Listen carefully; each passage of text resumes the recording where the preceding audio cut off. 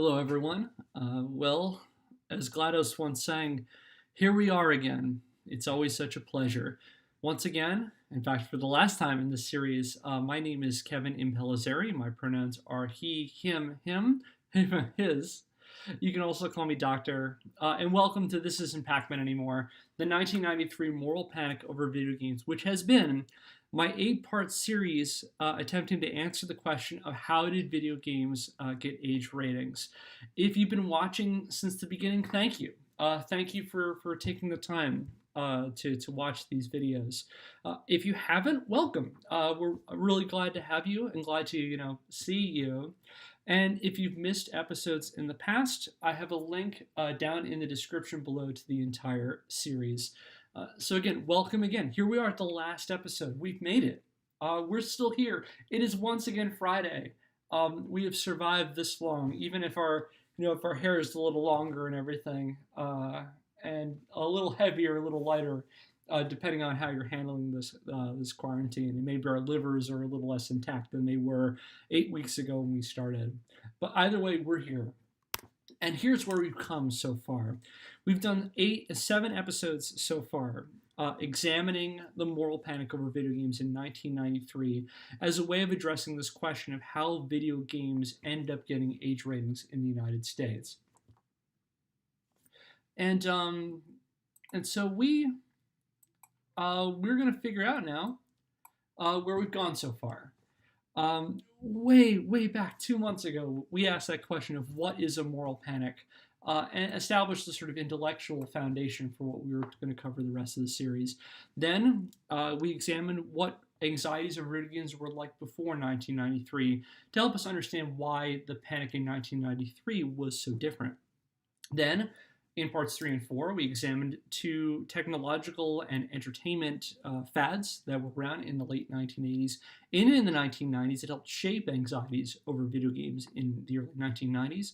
Those again being the virtual reality craze and full motion video or FMV games. Then we examined a larger panic that was going on in the United States between 1993 and 1994, which helped turn the focus toward video games, and that was the crime panic. Then in part 6, we turned from anxieties over crime to anxieties over media to then anxieties over video games, focusing specifically on 2 direct targets of activist and moralist ire, those being Mortal Kombat and Night Trap. And then last week, we brought it all together. We talked about how all those anxieties over those previous weeks we've covered ended up shaping a set of congressional hearings about video game violence between December 1993 and July of 1994 that led to the creation of the Entertainment Software Ratings Board, of the rating system of the video game industry that's still intact to this day. So today, what we're going to do is we're going to ask the ever-important academic question of so what? Why is this important? What was the point of devoting 7 going on 8 weeks and a little more than going on 8 hours of content, and God knows how much research I've done for this over the course of that time. We're going to figure out why this is important, because while this happened at this point almost 30 years ago, the ramifications of this panic, of the creation of the ESRB, have ramifications that resonate into the present day, and we're going to cover that today. So here's what we're going to do. We're going to ask the question, what's the point? Like I said, we're going to unpack what we've covered over the last several weeks and try to then understand why was this important? Why have I devoted so much time to this? Why have we devoted so much attention to this? At the outset, I want to say in advance, first off, I want to apologize just because I have not been talking about content warnings as much as I should be. And again, I really apologize for that. But I'm making sure I tell you this time now. There's a content warning for this one. We're going to talk about murder. We're going to talk about mass shootings. Talk a little bit about sex and sexuality. And we're going to talk about harassment, specifically online harassment. And a little bit about things like sexism and toxic masculinity as well. So I just want you to let all of that in advance. So here's what we're going to cover so far. Like I said, we're going to examine the legacy of the 1993 moral panic over video games. We're going to assess the Entertainment Software Ratings Board and its role as an arbiter of video game content, and address how the 1993 panic has shaped perceptions about video games, game identity, and the relationship between games and mainstream American society. What are games post 1993? What does it mean to be a game user post 1993? What does it mean for the industry post 1993? And what is the relationship and the intersection, in some cases the clashes, between video games and gamers and sort of mainstream American society? And in doing so, we're going to bring the discussion of game anxieties as close into the present day as we can. Before we do that, though, I thought it'd be kind of fun to talk really, really briefly how the panic over video games managed to spill into games themselves. There are lots of examples of games that address, say, moralist concerns over video games, but two in particular I thought were kind of fun. Were these two that are on the screen. The one on the right we'll start out with first because it came out first is Eternal Champions Challenge from the Dark Side. It was the Sega CD sequel to the Genesis Eternal Champions. I mentioned this a couple of episodes ago when I talked about Mortal Kombat. This one it had a lot more ramped up violence in it. There were fatality finishers, more characters, and kind of more gore overall. And one new character they added to it was the Senator. Obviously, a callback to the 93 and 94 video game hearings, probably supposed to be an analog of Joseph Lieberman, of the possibly amalgamation of Joe Lieberman, Herbert Kohl, and Byron Dorgan, the three senators who oversaw the December 9, 1993 game hearings. And I will say this, among his moveset, he can throw bands on people. With this band, now I haven't played the game of Only Watch Videos, presumably it means you can't use certain moves, so you actually lay down the bad hammer with the Senator. And then there's one of my favorite references in video games to the hearings is the one on the left. So in 1995, Midway released Ultimate Mortal Kombat 3. And among the characters you could use in there was what they called Classic Sub-Zero. This is Sub-Zero with basically the moveset from the original Mortal Kombat, because if you get into the Mortal Kombat lore, it turns out that the Sub-Zero in Mortal Kombat 2 and Mortal Kombat 3 is a different Sub-Zero. That's for another video. But in any case, you can use a Classic Sub-Zero in Ultimate Mortal Kombat with its classic moveset. And if you try to use the infamous head-ripping fatality, which has been the image in all of my episodes of this series, you get the screen, you see him start to lean in, and the screen cuts to black, and you hear a scream, and it says Sub-Zero wins fatality, like you see here. Like it cuts away in the arcade version and the home versions, which I just find as a fun, subtle kind of tongue-in-cheek reference to how big of a deal in the panic of video games that move was. Which, by the way, they brought back as an extra move in Mortal Kombat 9 for Sub-Zero, and I have a great deal of fun using the classic Sub-Zero skin for Mortal Kombat 1 in that, and doing that move, which I've come to call the ESRB. I just thought that was a fun aside for all of this. But why don't we actually dive into, let's talk about the ESRB a little bit, and do a brief refresher on the Entertainment Software Ratings Board. This was first introduced to Congress on July the 9th, 1994 during a congressional hearing, with the idea that video games would now be mandated to have one of 5 ratings based on their content and based on a level of age appropriateness. These were issued by the ESRB, an independent organization that was independent from the games industry itself, in which a panel of three people who were raters of a game would examine a selection of content that had to be submitted to them by the game's publishers. And based on that content, they would then assign a rating. Initially, it was EC for early childhood, K to A for ages 6 through adult, T for teen for ages 13 and older, M for mature for ages 17 and older, and AO, or adults only, which is for ages 18 and older. Eventually, the K to A rating was phased out in favor of the E for everyone rating, and eventually also the E for everyone 10 and up, or the E10 rating. We're going to talk briefly a bit about the AO rating in a few minutes. And so this is what it looks like now. They also changed the design a little bit from the sort of pixelated letters to the more block letters you may be more familiar with now. These are the ratings as they stand today.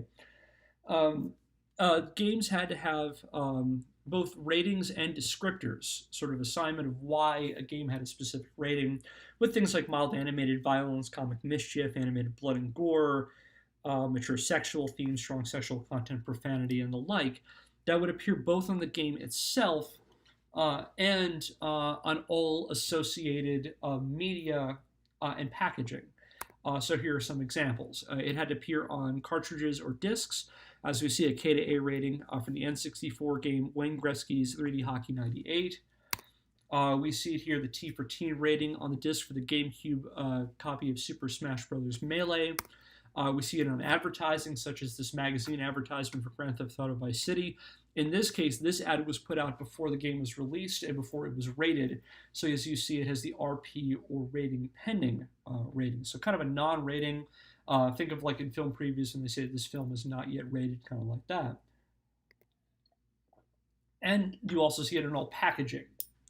As we see here for Dark Souls 3, for this edition over for the PS4, for the complete edition, as you can see, it has an M rating in the bottom left. And if you look on the back of the game, it would explain the descriptor of the rating.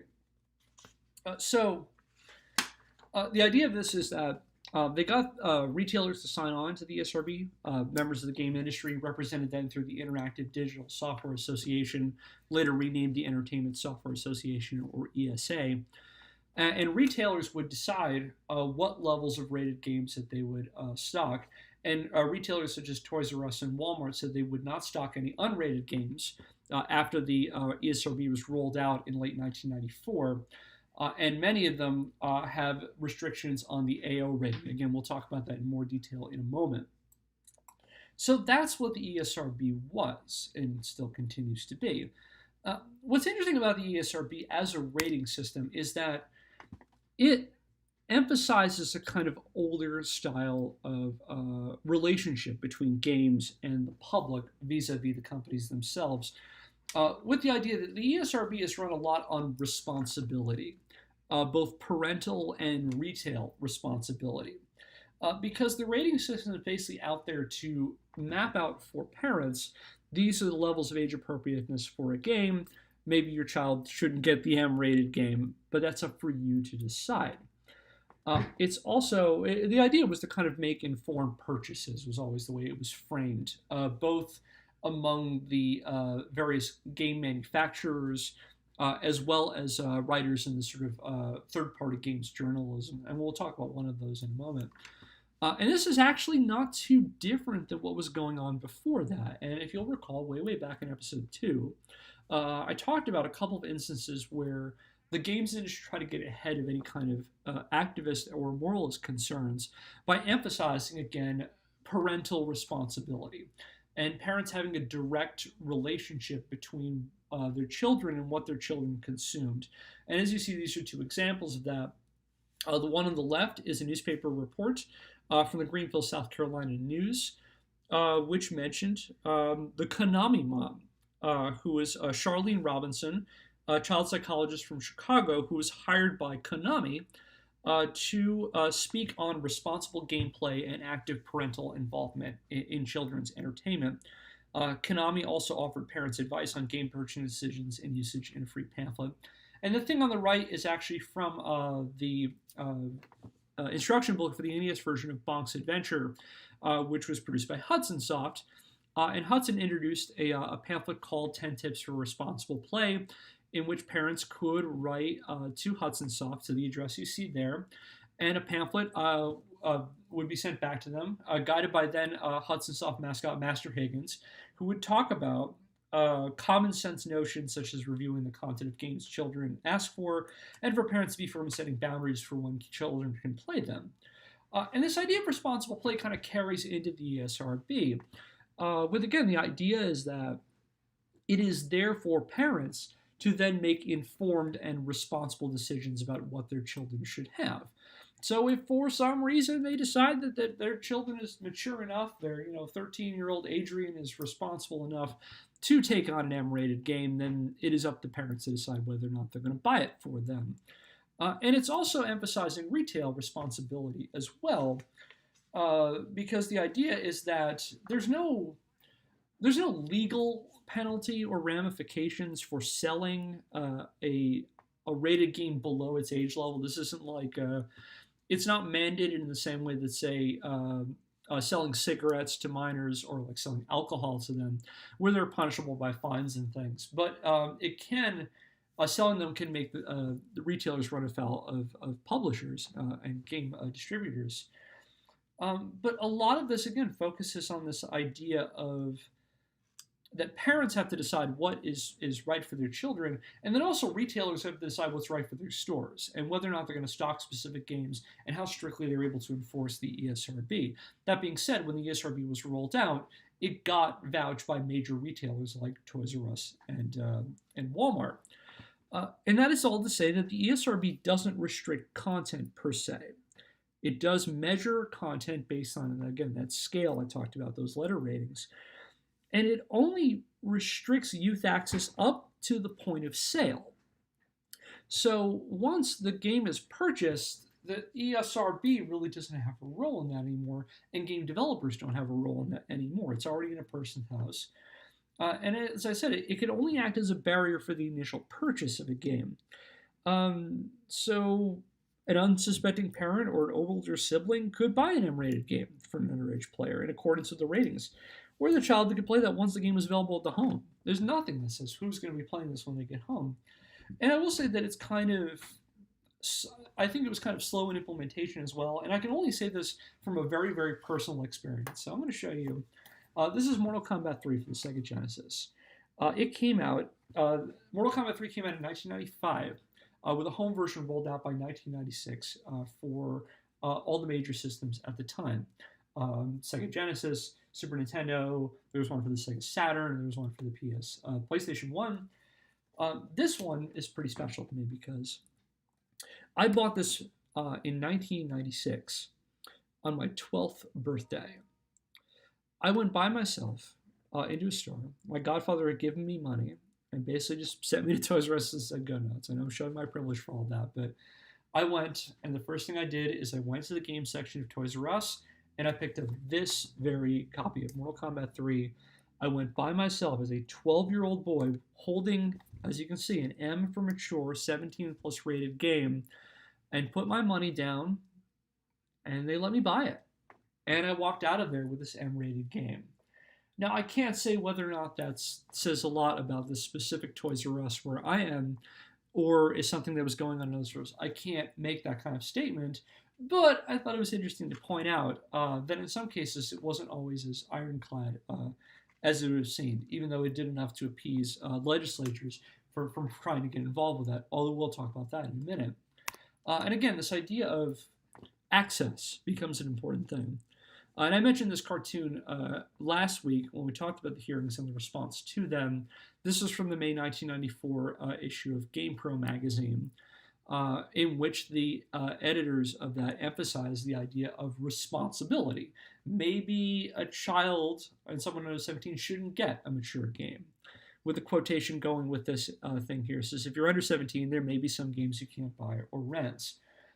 So again, in some ways, we're seeing similarities or parallels or continuities, more accurately, to what had happened before. And this is kind of the system that's in place now. Although, like I said, there will be some attempts by legislatures to make it more of a legally binding thing, as in the case of things like purchasing tobacco or alcohol. But before we talk about that, I think it's worth devoting a little bit of time to a question some of you might have. I said about all those different age ratings. Let's talk about AO rated games. So the AO rating, which is still around, which was unveiled in July of 1994 with the rest of those ratings I mentioned. It's the equivalent to the X/NC-17 rating in film.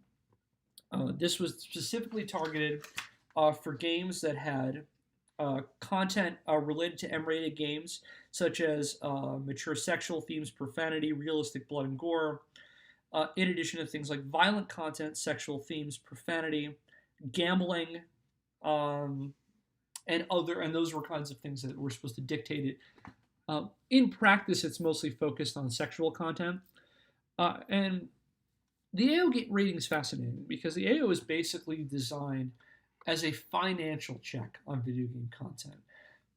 It doesn't specifically, explicitly restrict content for games, but the idea behind the AO rating was to financially restrict manufacturers, with the idea that retailers would not sell AO rated games. They just wouldn't carry them. And places like Toys R Us and Walmart and major retailers refused to stock them.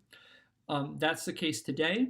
In addition to that, major game console developers, such as today Nintendo with the Switch, Sony with the PS4, and Microsoft with the Xbox One, will not carry AO rated games on their systems.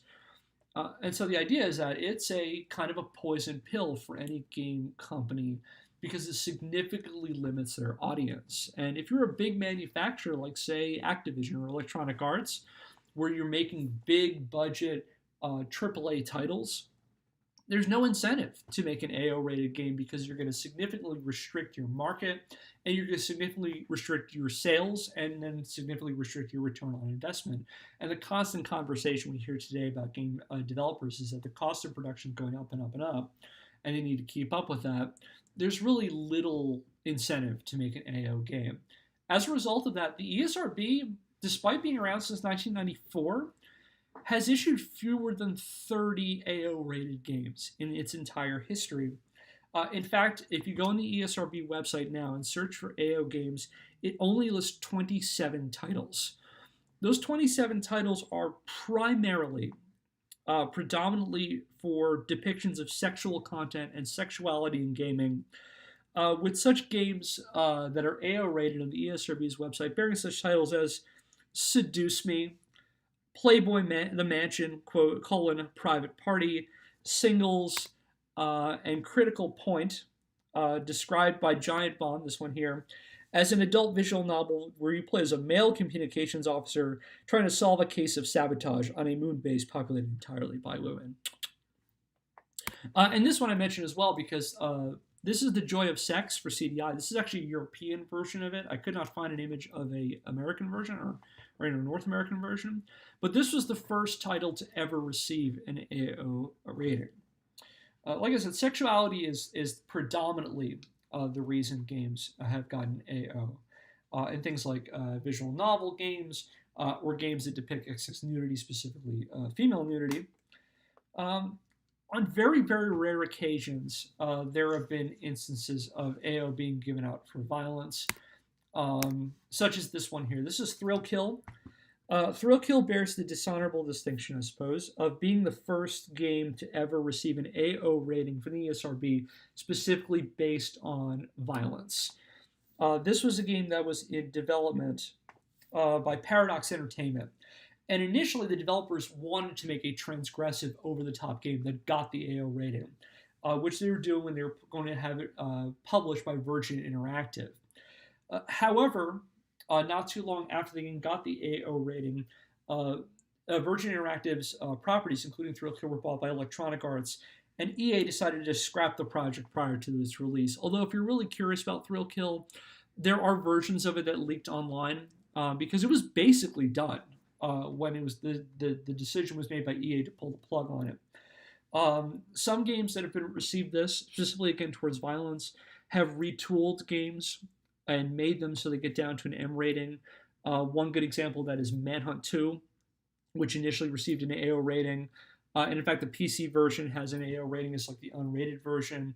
And another game that scaled it back was Indigo Prophecy, also known as Fahrenheit, developed by David Cage, which did it for sexual content. And there is an unrated version now, which I believe is on GOG. That's where I got it, at least. I haven't sat down to play it. I've heard David Cage is kind of an interesting experience when it comes to a developer. And there's also one other game that received a retroactive ESRB rating. It was Grand Theft Auto San Andreas, but I'm going to talk about that in a little bit more detail about that in a moment. So that's a little bit about AO games. And as I said, because console developers will not publish AO games, these are primarily PC games, with some exceptions like Thrill Kill, like Manhunt. Although again, Manhunt was scaled back a little bit for the consoles. And some of them were even DVD, like quasi-interactive games. There's a Playboy screensaver, which got an AO rating. So kind of some of the cases are kind of like games in very, very loose senses of the term. So that's the AO rating. I thought it was important to talk about that a bit. The next thing we're going to talk about is that this is one of the big issues that I think comes out of the panic over video games in 1993. Is it represents a shift in the rhetorical and intellectual nature of panics over video games. Now, if you recall way back in episode 2, I talked about that a lot of the majority of the anxieties over video games prior to 1993 kind of focused on two things. Again, I want to give full credit to Carly Kukurik and Mike Newman, who talk a lot about that in their books, Coin-Operated Americans and Atari Age, respectively. Go check them out. They're really good. If you like video games history, you'll like those books. But the majority of game anxieties prior to 1993 have kind of focused on two things. Those were either the physiological effects of games, things like emphasizing things like attention, memory, things like wrist pain, as I mentioned, a report from the New England Journal of Medicine talking about what they called Space Invaders wrist. And the other was the actual physical spaces that games occupied, with a lot of anxiety over things like arcade spaces as being potential havens for juvenile delinquency and crime. I mentioned Dr. C. Everett Koop, who was the Surgeon General of the United States in 1982, talking about video games causing what he called aberrations in childhood behavior and promoting addiction, what he said, quote unquote, body and soul, which prompted this humorous political cartoon from the News and Observer of Coop Man chasing down Pac-Man. And this video from 1983 called Video Games: A Public Perspective, developed by Atari to offset anxieties about the arcade as being a potentially corrupting space. One of the big shifts we're seeing, however, by 1993, with this panic over video games and video game violence, is we're seeing a shift from spaces and physiology to a focus more directly on video game content. It's not the places where games are or the kinds of physical effects that playing games could have, it's what's in them that's now the important issue. The medium becomes the message when it comes to video games. And as a result of that, so video game content, things like sex and violence, become the larger issue driving video game panics, which then does an interesting thing for video games because now it focuses on video games not as physical devices or places, but now it's about video games as a mass media. So it brings it squarely focusing on this.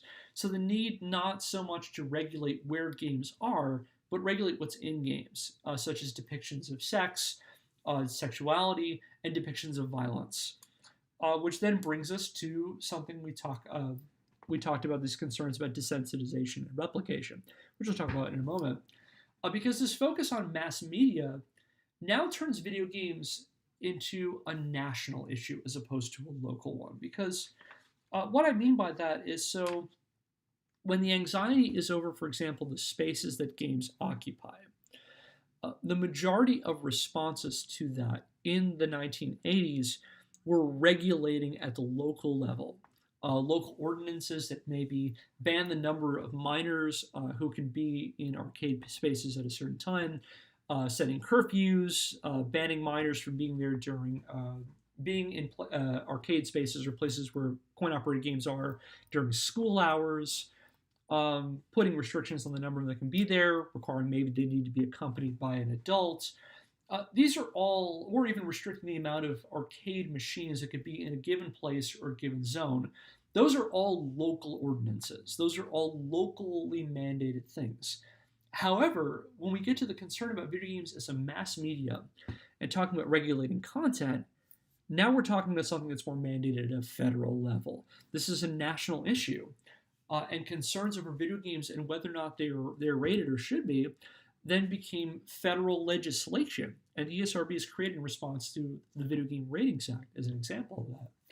And this focuses mass media, then focuses on this idea we talked about with concerns over violence and violence in the media, which is concerns over those two fronts of desensitization and replication. That on the one hand, that exposure to this content will desensitize people to exposure to the real thing. That it's going to change how we respond to violence in real life. And that the other larger concern is that people will then try to recreate these violent acts or ones like them in real life. Our depictions of murder, our depictions of gun violence in games, turning people into murderers in real life, our depictions of sexuality and misogyny, turning people into things like rapists in real life. And these become concerns, and this becomes a lot of the concerns when we see large video game anxieties going forward. We're going to talk a bit about some selected ones in a moment. I just want to say for a moment that while that becomes the biggest issue we're going to see even into the present day, there are other anxieties, which I'll talk about in more detail, some of them a little bit later. Concerns about addiction still arise, especially, for example, in 2018 when the World Health Organization set up gaming disorder as a diagnosable mental illness. So, for example, they added it to the International Classification of Disease, defining gaming disorder as a pattern of gaming behavior characterized by impaired control over gaming, increased priority given to gaming over other activities to the extent that gaming takes precedence over other interests and daily activities, and continuation or escalation of gaming is by the occurrence of negative consequences. There are also concerns about the relationship of gender and sex in video games, such as depictions of women, and whether tropes depicting women as sex objects, as damsels in distress, and the role that that has for audiences of games, and how we view women in popular media. And with an extension of that, concerns over toxicity and toxic masculinity and its relationship to games and the people who play them, and even anxieties over things like manliness and masculinity in games, going back to toxicity and sexism in general. Which I'll talk really, really briefly now, with this idea that some people have this concern that video games are turning men into, less manly than they were in the past. One example of a long-form analysis of this thing is Gary Cross's Men to Boys, The Making of Modern Immaturity from 2008, which he argued that video gaming was part of what he saw the creation of what he called the boy man, and this decrease of the sort of traditional notions of masculinity. Or what former U.S. Secretary of Education William Bennett wrote in an opinion piece for CNN in October of 2011, when he bemoaned the decrease of men who were going out and getting traditional jobs and marrying women and having children, starting families. Nothing talking about, say, economic concerns and limited access that was there in generations past, but it was really the video games that did it. Ending his article saying, quote, "Get off the video games 5 hours a day. Get yourselves together. Get a challenging job and get married. It's time for men to man up." And this anxiety over video games. So these are kind of other things. By talking about focus on mass media and violence and sexuality, I don't want to say that that's the end-all be-all, but it becomes one of the big things you see in the popular press. So let's talk about some of those perceptions by talking about some notable game anxieties since 1993. And this is once again where I'm going to put up a content warning, a disclaimer about what we're talking about, because we're going to specifically talk about real-life acts of violence, and we're going to talk a lot about mass shootings, because video games often come up with concerns over mass shootings. So let's start there. The influence of video games on people who perpetuate mass shootings, particularly when it comes to school shootings, has been a persistent issue since the 1990s. I'm going to talk about a couple of noteworthy examples. So, for example, in 1999, on April the 20th, 1999, two shooters go into Columbine High School and kill 12 students and one teacher before killing themselves. I'm not going to say their names here. You can look them up if you like, but I'm not going to give them the recognition here. But there were lots of concerns in discussions about why this terrible act happened, that whether or not video games played a role, with many news reports emphasizing that the two killers were avid Doom and Quake players, with some articles claiming that they played Doom as a test run before their mass shooting. And this opinion piece from the April 30th, 1999 issue of the New York Times, discussing this idea, talking about this concern over whether or not they were using first-person shooters as a way of detaching themselves from the people they were actually killing. For example, a New York Daily News article on the 10th anniversary of Columbine blamed the shooting in part on quote-unquote video game addiction and the hands-on experience of first-person shooters, naming Doom specifically.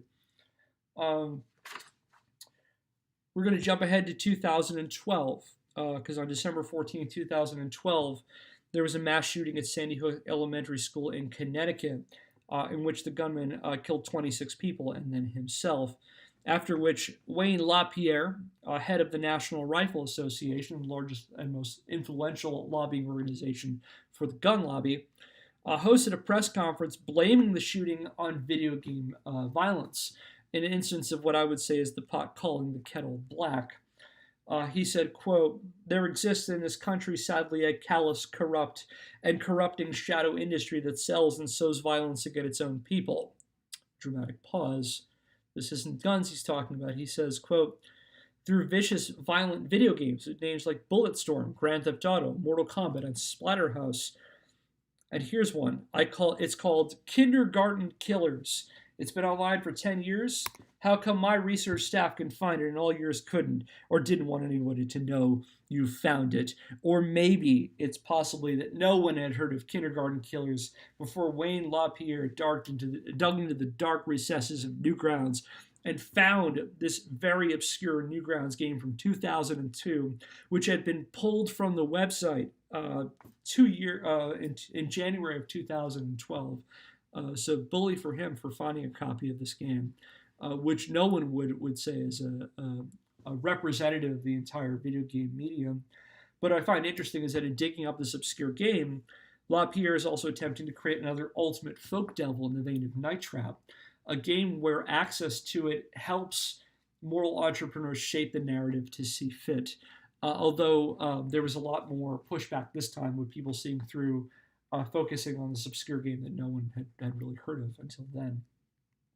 Skipping ahead 6 more years to February the 14th, 2018, following a mass shooting at Marjorie Stoneman Douglas High School in Parkland, Florida, that left 17 dead, in which several lawmakers, several lawmakers emphasized video game violence as a cause for the tragedy. With, for example, Donald Trump saying, quote, "I'm hearing more and more people say the level of violence on video games is really shaping young people's thoughts." And on March the 8th, 2018, the Trump administration released a video of scenes of various AAA video games, including Call of Duty and Wolfenstein, illustrating violent media, followed by the following statement with some familiar talking points that we're going to see, saying, quote, "The president acknowledged some studies have indicated that there is a correlation between video game violence and real violence." So again, going back to replication. "The conversation centered on whether violent video games, including games that graphically simulate killing, desensitize our community to violence." So desensitization coming back.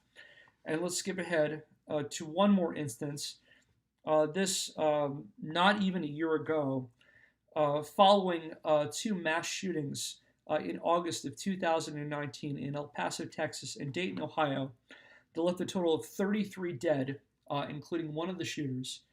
Several prominent Republicans cited violent video games as one potential cause, with some of these quotations, such as Trump telling reporters, "We must stop the glorification of violence in our society. This includes the gruesome and grisly video games that are now commonplace.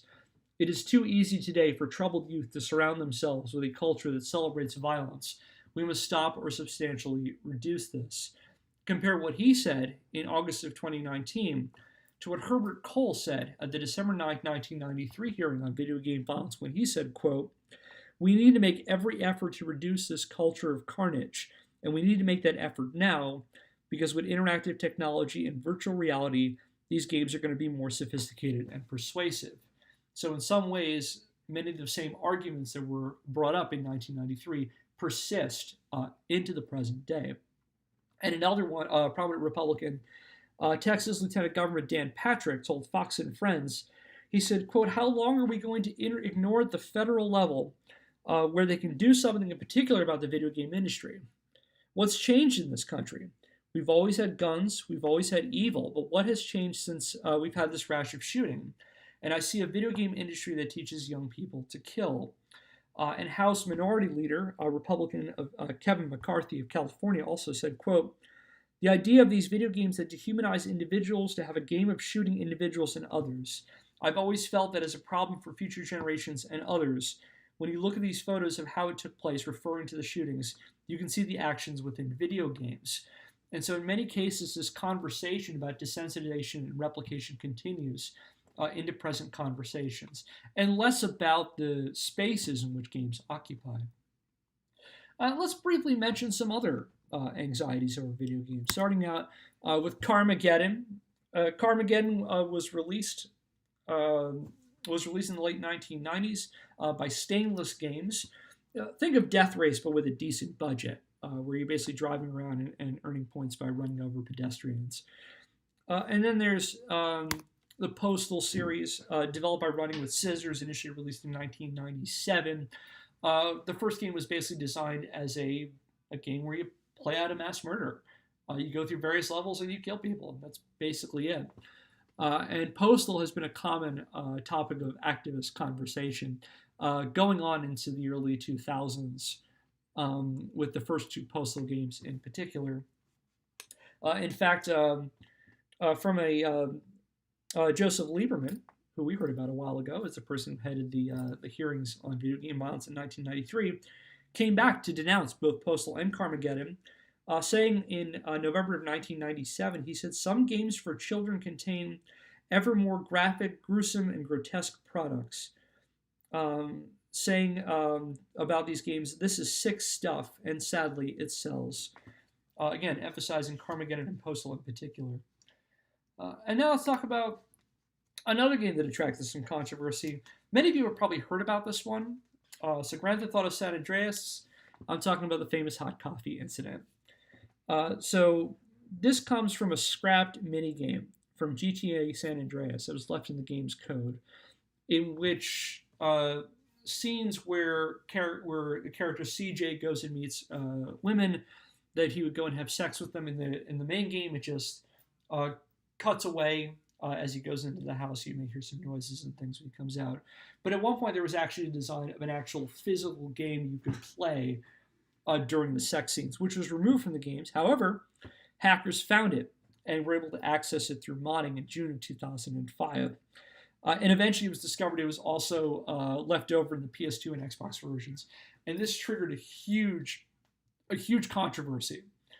The ESRB gave GTA San Andreas a retroactive AO rating to the point that Rockstar Games pulled the game from shelves and released a patch version that removed the hot coffee content entirely, so that they could then return it to an M rating. Although hackers found ways of getting around that, because that's what hackers do.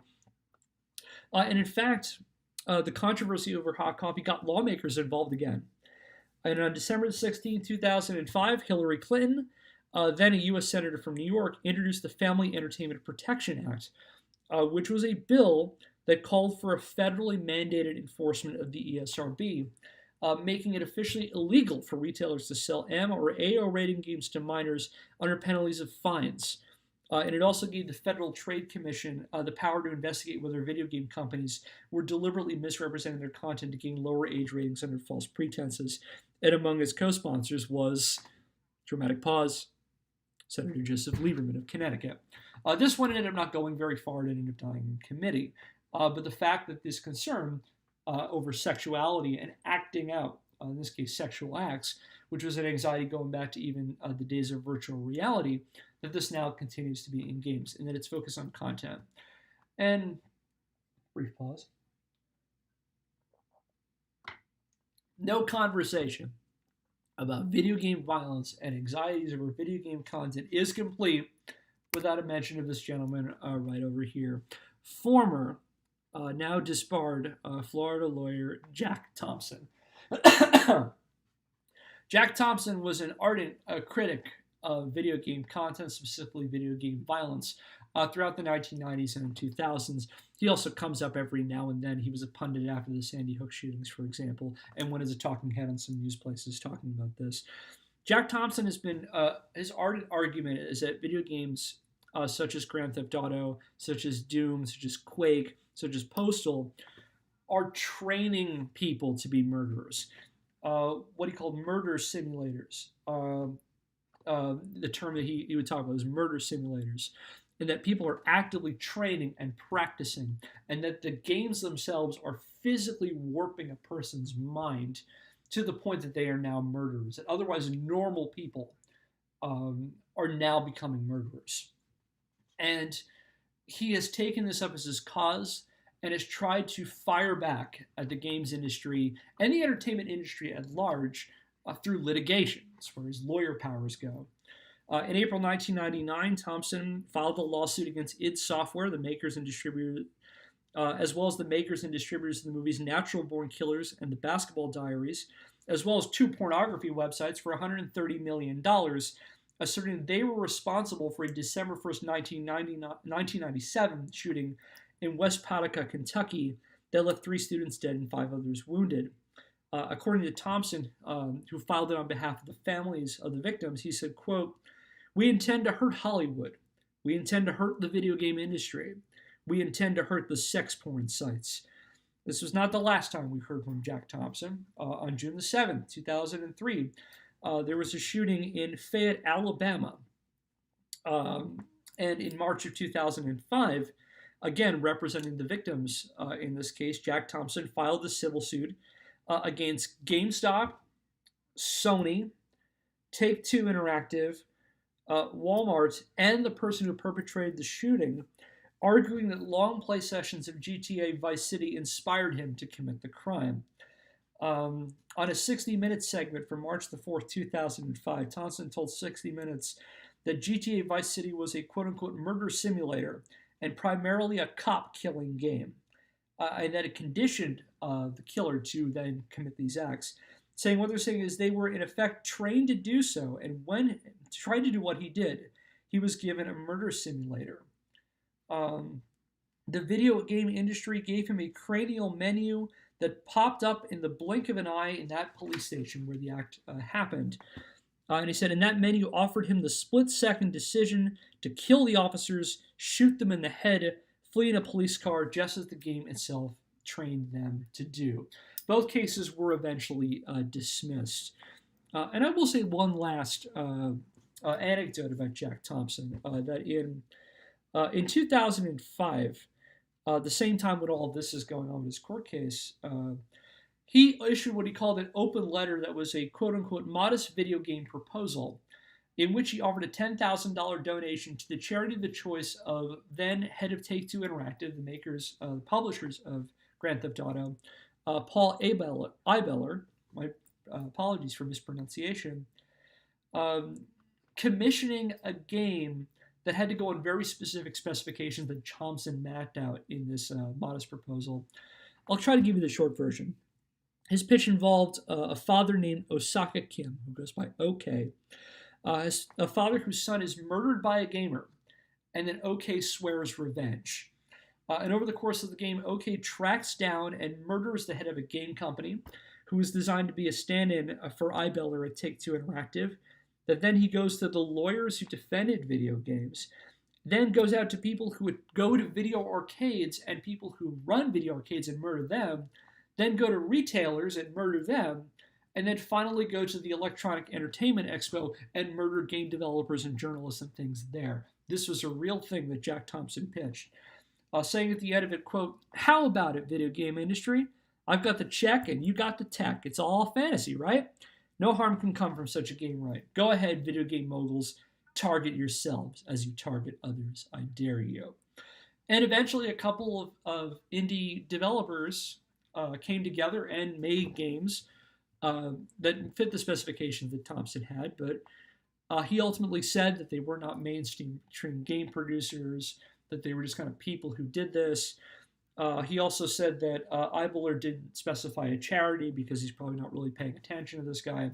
And he ultimately would not honor the $10,000 donation, and in fact triggered a feud with Jerry Holkins and Mike Krahulik, who are the makers of Penny Arcade, who made the donation on his behalf of $10,000 to the Entertainment Software Association with the memo, quote, for Jack Thompson because Jack Thompson won't. After what Jack Thompson, very, very mature adult that he is, responded by reporting Holkins and Krahulik to the Seattle police, claiming they were engaging in a harassment campaign against him and threatening litigation. So Jack Thompson, I will just say, was disbarred in 2008 for inappropriate conduct as a lawyer. Look him up a little bit more because we are running a little longer than I anticipated with this, but it's important to talk about as well. So, as I said, we're focusing more on anxieties over video game content, with a lot of them focusing on violence and the relationship of violence to desensitization in real-life violent content. But there are other things, I think, that come out of the hearings. And I think one thing that cannot be understated is this idea that video games, they kind of grow up after this. Because the rating system now create a check on moralist criticism of games, and saying that if you were concerned, again, going back to responsibility, if you were concerned, you as a parent, you as a retailer, if you're concerned about the content of a specific game, you now have the information that this is what's in it, this is what we've deemed it rated by our independent ratings board. It's up to you to decide whether or not you want to buy that. And as a retailer, it's up to you to decide whether or not you can stock it. So it's a check on those anxieties. And what has happened now is when people like Jack Thompson have come out, and when people like Donald Trump and Wayne LaPierre have come out on video games, the industry can now point to, well, our games are rated. And they're specifically designed for certain age groups, and we have these safeguards in place for that. And as a result, that kind of acts as a seal of quality. That for parents is like, well, this game has been evaluated, and it's been rated, say, T for teen, and it's up to you to decide whether or not you want to buy this, if you want to consume this, if you want to have this in your home, and potentially within the reach of other members of your family. But what's also really interesting about that is that this is where games can, I use that term, video games grow up, because that was a quotation from the Los Angeles Times when Sega introduced the rating system prior to the December 9, 1993 hearing. And LA Times reporter said the video game industry is growing up. And it grew up in other ways too, because now, think of it like the film industry. Now that games are, while even being associated at the hearings as something children play, and it's more a child's thing. And again, the talk about regulating dangerous toys that came out during the hearings. Now, video game manufacturers can cater to specific audiences. If you're going for, say, a youth educational game, you can focus on an EC-rated game. If you want something that's going to be kind of accessible to a big audience, say it's a sports game like say Madden or NBA 2K, you aim for an E for everyone rating, and you try to adjust your content accordingly. If you're going for the edgier sort of 18 to 35 gamer audience, particularly those boys who are stereotypically associated as being the target core gamer audience and what the industry is still grappling with today with, then you can go for that M-rated game. You make Mortal Kombat now, you can make an M-rated game. And if you try to cater to a narrow audience, you can try for an AO-rated game and roll the dice, and hopefully it'll get some attention. We'll talk about one in a minute. And in doing so, this makes so that games don't have to be, they now have this check on these kinds of anxieties, and now games can branch out to different audiences, not just in terms of age groups, but also in terms of content. That's something that becomes more of things as games become more focused on digital markets, is that they can cater to niches now. And I think that this in part helps games become secured as less of a consumer good and more of a mass media, an art form. Going back to something that Electronic Arts had in their advertisement you see here from 1983 when the company was founded. And we can take Electronic Arts for what they are now and compare that to have a whole conversation. But think of the sentiment that it had at its article, which said, "Can a computer make you cry?" And that games can now have a more greater degree of freedom to express artistic things. We can talk about games that convey emotion, that make you feel things beyond just, I'm going to buy this thing and I'm going to collect coins and rescue the princess kind of thing. Although there's still a market for those too. And think about where the industry would have been if it didn't have this kind of check with, say, these challenges to game content. I mentioned the ones that Hillary Clinton and Joseph Lieberman tried after hot coffee. The state of California in the early 2010s tried to do a similar one where they were going to impose fines on retailers who sold M-rated or AO-rated games to underage audiences. And this case ended up going all the way to the U.S. Supreme Court. And in the case of Brown v. Entertainment Merchants Association, which was decided on June the 27th, 2011, the United States Supreme Court dictated that video game content was protected speech. That video games, like film, like music, like other creative and artistic expressions, were now protected under the U.S. Constitution. As Justice Antonin Scalia, who issued the important opinion of the court, said, comparing video games to these other media, said, quote, "Like the protected books, plays, and movies that preceded them, video games communicate ideas and even social messages through many familiar literary devices such as characters, dialogue, plot, and music, and through features distinctive to the medium, such as the player's interaction with the virtual world. That suffices to confer First Amendment protection." And that's a big deal. And that, think about where games are now, and there are lots and lots of issues with games, and we're going to talk about some of them, with content, with audiences, how audiences respond to criticism and things like that. There's lots to be said. But this is kind of a big deal here, and this comes out of those anxieties over video games in the early 1990s, that now video games have a kind of potential to be art. And again, I think that's a really important thing that comes out of it. Let's take things in another direction. I think another lesson that cannot be understated is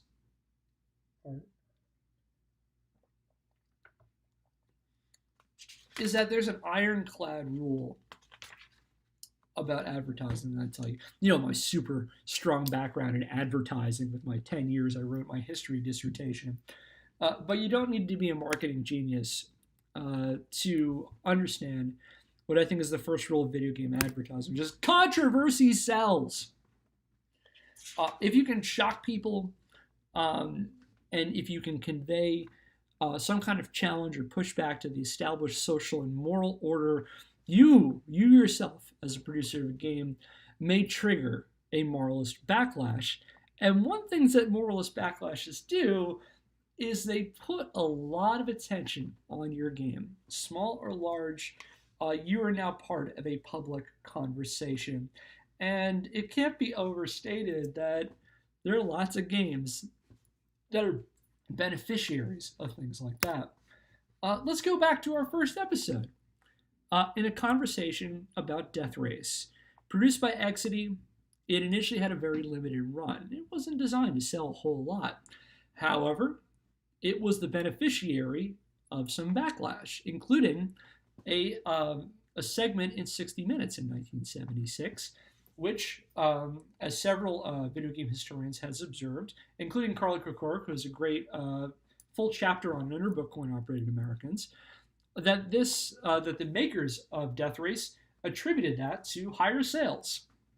And you'll recall in that same episode that I speculated that Custer's Revenge, which was created by American Multiple Industries as what they would have called an erotic game, more accurately a game where you're raping bound Native American women, that they may have attempted to do something similar. This is one of those things I'm going to explore in more detail probably in future research, but I want you to understand that Custer's Revenge came out for the Atari 2600, or released by AMI as part of their Mystique Swedish Erotica line in November of 1982. And most people may know about the backlash to Custer's Revenge, but what I find interesting about it is that a lot of the brouhaha over Custer's Revenge was in October of 1982, a month before this game came out.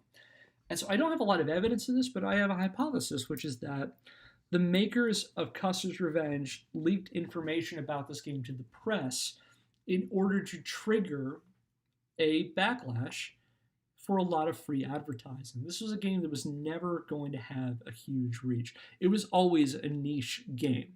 As repugnant as the content is in there, it was designed for a specific kind of player.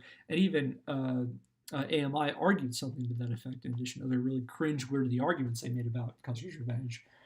But would we be talking about Custer's Revenge now in any context were it not for this? Try to name the other two games that came out as part of the erotica line, because there are two others that often don't get a lot of attention because they didn't have the backlash that this did. And Night Trap themselves were beneficiaries of this. In fact, I give full credit to Jess Morissette, who's doing some really, really cool work on what he calls gaming's adolescence in advertising, advertising from the 1990s onward. And he publishes on his Twitter. Feel free to follow it. I put his Twitter handle there.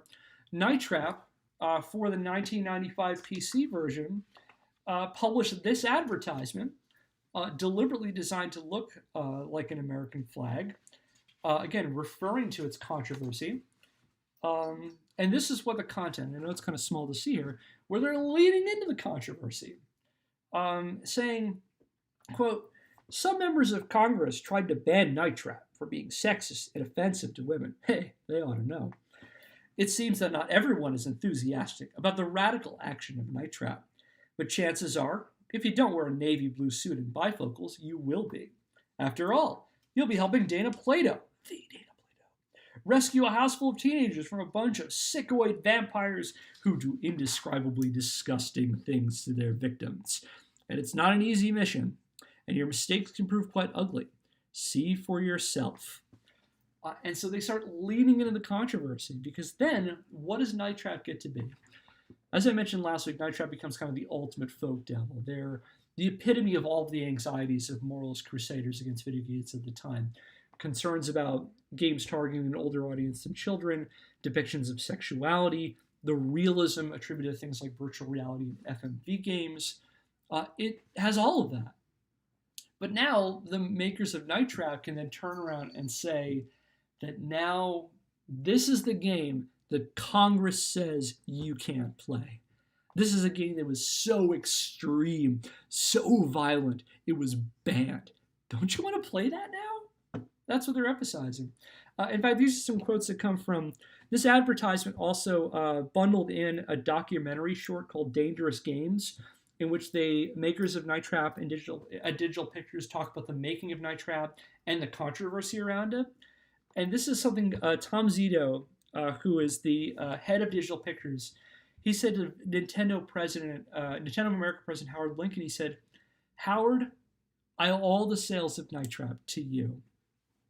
According to Rob Fulop, again, who was the lead designer on Night Trap, he said, "Want to sell something to 16-year-old boys? Get it banned by Toys R Us." And we see this a lot, where games that might not have otherwise gotten a big amount of attention get a bump by a backlash.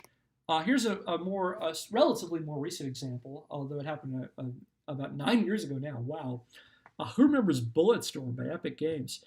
And this article that appeared on Fox News' website by John Brannon, which I will say, this article was published only about a month before Bulletstorm gets its official release, which said, "Is Bulletstorm the worst video game in the world? Controversy sells." Postal, I mentioned before, Postal's producers Running with Scissors reveled in the fact that they were a transgressive game. The game was basically designed to provoke, and they leaned into the fact that people like Jack Thompson were talking about Postal and Postal 2. And again, this idea, here's the really cool, edgy game that they don't want you to play. That's a powerful marketing tool. It makes you want it more in some ways. It's a forbidden fruit kind of idea. And so with that, that's going to lean into our next conversation. This episode is going to be a little longer. I hope you all don't mind. Well, I'm going to talk anyway. You can sign up if you like, but I'll be here. Let's talk about a case study with that. Let's talk about Hatred. Phoebe says hello. So Hatred was produced by a Polish company called Destructive Creations. And the best way to think of Hatred as kind of a spiritual and I'd say even intellectual successor to Postal and Postal 2. The idea of this game was a no frills, no big story, no big message, simple, bare bones murder simulator. That's the way the game was marketed. The idea is that you play as a nameless character whom in marketing Destructive Creations called the antagonist. And you participate in a mass killing spree. And it's like Postal, it's a twin stick shooter where you carry out a mass shooting. And there are even very stylized execution scenes. And the only goal is to kill enough people to advance. And your opponents are either unarmed civilians or law enforcement people who try to get in your way. No big story or motivation aside. In fact, I'll give a brief description from the Steam page, which the only way I can say is an HE voice. So hopefully the captions will pick it up well. Hatred fills your whole body. You're sick and tired of humanity's worthless existence. The only thing that matters is your gun and the pure Armageddon that you want to unleash. Only brutality and destruction can cleanse this land.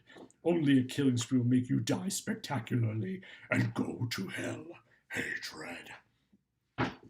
In fact, the developers set their game aside from artistic or critical interpretations of video games in favor of a blatantly kind of artistic game. A game with no message, no deeper subcontext, a game purely as a consumer good that is purely designed to carry out this act. This is a screenshot from Hatred. It's an isometric game. It was first released on Steam Greenlight on December the 15th, 2014. And Steam immediately delisted it. And then, prompting a backlash, relisted it the same week. I think it was even the same day or a day after. And as a result of that, overnight, Hatred became the game that Valve doesn't want you to play. And then they were able to run on that and even have this on their marketing with a thumbs up from the antagonist, saying thanks, Gabe, referring to Gabe Newell of Valve, saying that he pushed for this game to get back on there.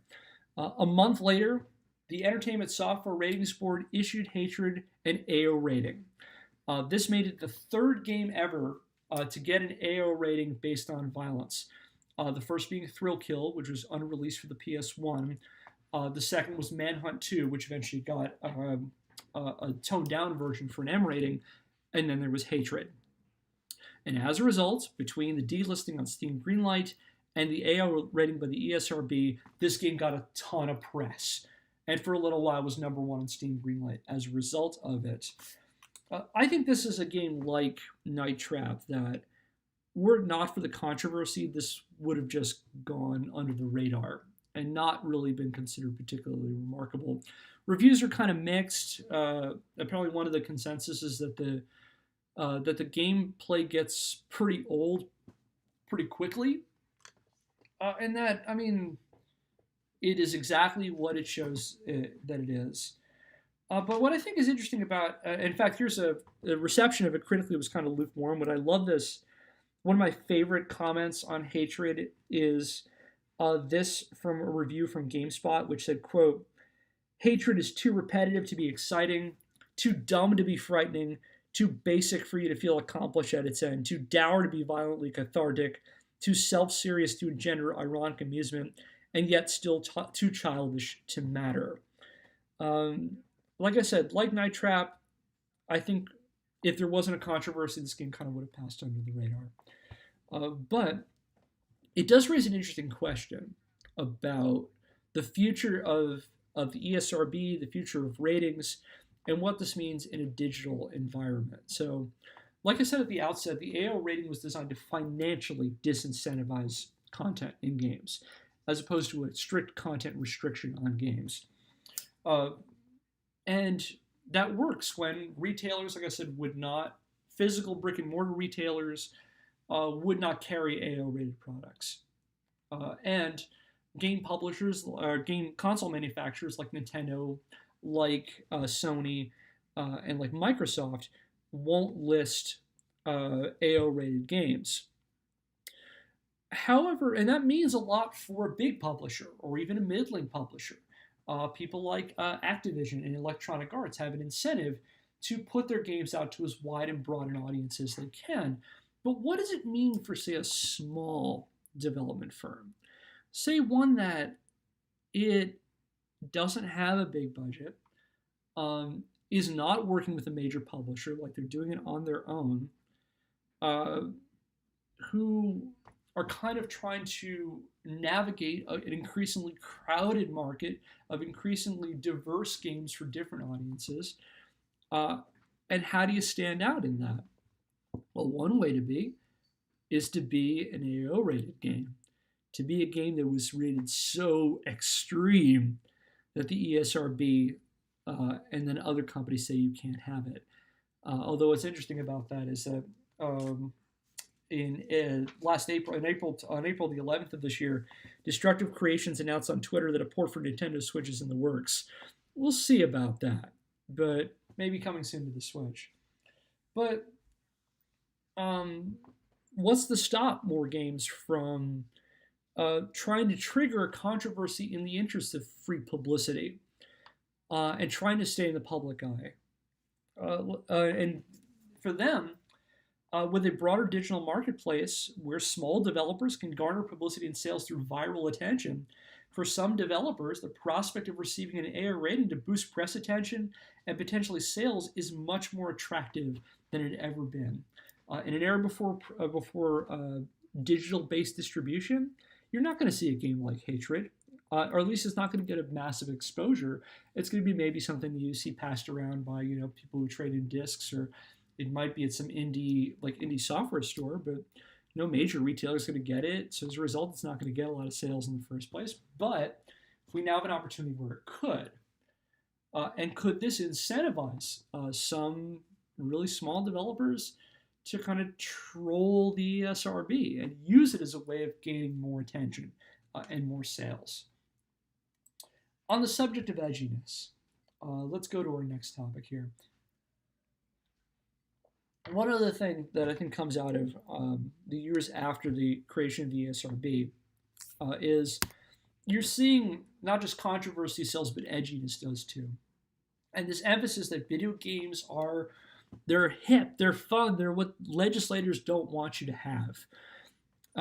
Games like Mortal Kombat and Night Trap become games that are transgressive. And that makes its way both into the identity of game users, which we'll talk about in a moment, but you also see it in a lot of advertising.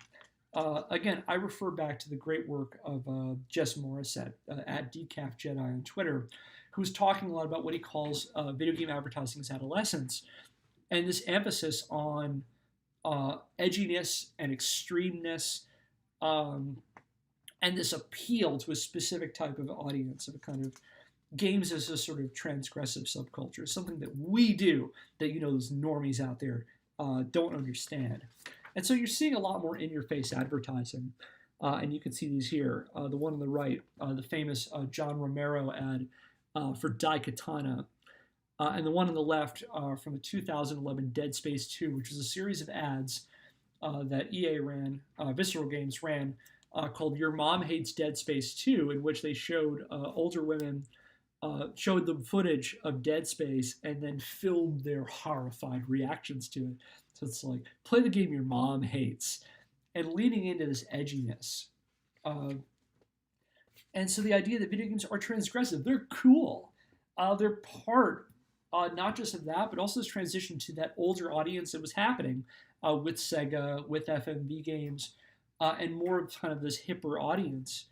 And I think that's continued as the game audience became more of a teenage, college age, like 18 to 35, or even 18 to even like say 15 to 30. It was overwhelmingly male. You see a lot of these kinds of advertisements, and even Nintendo gets involved in it with one of the most interesting Nintendo ads ever is the one that's made for Super Mario World 2 Yoshi's Island from 1995. I actually wrote a little bit about this in my dissertation, which involves this. The emphasis is on lots of features in Yoshi's Island. So you have this guy sitting at a table, and he's eating lots and lots of food, and his belly's getting bigger and bigger and bigger as he eats, and eventually, the narrator, and it says, "When is too much too much?" And at the end, he's got like a little bit of whipped cream on his finger, and the narrator goes him as a shoot over room for a little bonus level, and he kind of shrugs his shoulders and eats it, and he rumbles and explodes, and viscera goes everywhere, and the advertisement ends with his guts spelling out then Nintendo's slogan, "Play it loud." So even Nintendo gets involved in this whole thing, and I think that some of this was already happening with Sega's console wars and the aggressive marketing as Nintendo against Nintendo is like a hipper alternative to it. But they get to lean more into that with the ESRB and after the panic. And this comes out in other ways too. You can't detach this idea of edginess and this appeal to against that male gamer crowd. Someone associates as a gamer and gets this stuff over other, those people outside, your Jack Thompsons, your Joe Liebermans of the world. And as a result, you're seeing not just a ramping up of sort of edginess, but a ramping up emphasis on masculinity, and I would say toxicity too. You see this a lot. Again, this goes back to the work of Jess Morissette, the idea of, you see this a lot in ads for online shooting. So this has on the left here, from Global Domination, it was a computer game that said, "Stood up by a blonde, carpet bomb Sweden," and emphasizing toughness and men or do things do things that are tough. And also, there's also, again, that appeals is kind of like that juvenile sex appeal too. And we see the one on the right. How many women have you shot up today for the game Gender Wars, also for the PC CD-ROM? And you've got to think that the makers of this game were trying to get it to have a mainstream backlash in the same vein as like a Night Trap or like a Hatred, a provocative ad that may attract some extra sales along the way. And this idea it persists in games. This is another example here for Heat.net. And so what we're seeing is, as games are focusing more on this targeted gamer crowd, which is generally a heterosexual male gamer, and appealing to that and heterosexual young gamer, you're seeing ads become edgier and emphasizing sort of aggressive masculinity as part of the gamer identity. And the panic doesn't cause this, and there were elements of this that were predating that. There were developing before that, and this emphasis on games for boys and then games for teenagers were parts of a larger system of it, which includes, I think, the panic. So the emphasis on hypermasculinity in particular, when you had like shooters in Contra and like aggressive buff dudes and like busty women, it appeals to both, masculinity and sexuality, women as either objects to be won, heroes as goals to be rescued. That you see another part of this. So this becomes part of the gamer identity. On top of that, you're seeing gamers kind of as a whole have learned to have a chip on their shoulders, especially when it comes to regarding outside responses to what they play with. Again, those big bad legislators are coming in. They're Jack Thompsons of the world. And this then leads to some in the gamer community viewing any kind of criticism, justified or not, as a threat. And some choose to answer any kind of perceived threats or criticisms of what they're playing with as attacks, and then attack back at them with both barrels. And you can go back to harassment and toxicity campaigns. I'm looking at you, Gamergate, as an outcry of this. And I think there are some origins of that in what we've talked about in 1993 and 1994. Oh, and with that, I have probably all but ensured a harassment campaign on me. So why don't we wrap things up here? I appreciate y'all sticking around this long. This has been a longer episode than the others, but we're covering a lot of of what the legacy was of those last couple of weeks. So let's recap. The creation of the Entertainment Software Ratings Board was the product of a moral panic over video game violence in 1993. The moral panic over video games was a culmination of anxieties over violent crime, depictions of violence in the media, and the potential and pitfalls of novel interactive technologies such as virtual reality, interactive film, and video games. And these concerns over video game violence that led to the creation of the ESRB had a significant influence on video games as mass media, and its ramifications resonate to this day. This is what we've covered over the course of 8 episodes. And thank you to those who have watched. Thanks for watching. You made it. You made it through the entirety of This Isn't Pac-Man Anymore. Part of me was hoping that I wouldn't have to do these every Friday in the sense that we would reopen, but needs must. And we haven't quite flattened the curve yet, so here we are. But at the very least, I hope now you have 8 hours of things that you could do. 8 hours and 8.5 hours now with this one. That you can do that doesn't involve, thinking about everything that's beyond this screen right over here. So if you liked it and you want to hear more stuff on this, feel free to follow me on Twitter at KDImpellizzeri. That is KDImpellizzeri. You can follow the whole series and learn about it on my website. The link is there and also down in the description. And feel free to like and subscribe as well. And thank you all. This has been a lot of fun to do. This helped challenge some of my misconceptions, even ones that I put in my dissertation. And it gave me a lot of opportunities to try new research and learn new things. And hopefully it gave you something to think about too. So with that, once again, thank you for your time.